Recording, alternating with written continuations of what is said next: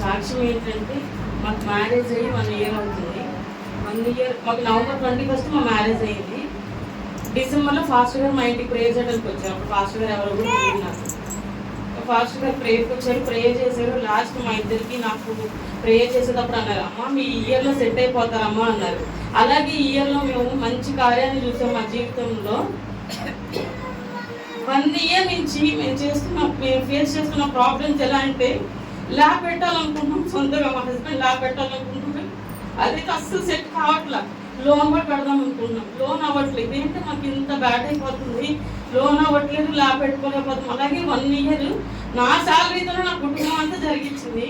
అలాగే మా హస్బెండ్ ఏదో ఒక శాంపుల్ ఉంటే తెచ్చుకునేవాడు. అలాగే నేను ఇయర్ అంతా గడిపాము.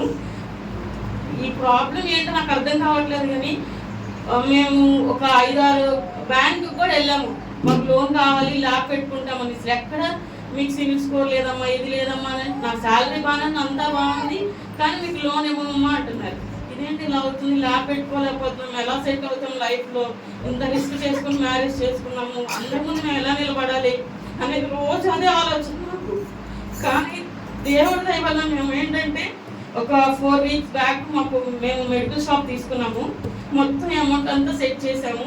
ఆ అమౌంట్ కూడా మాకు హాఫ్ అమౌంట్ పే చేసాము, హాఫ్ అమౌంట్ పే చేయలేదు.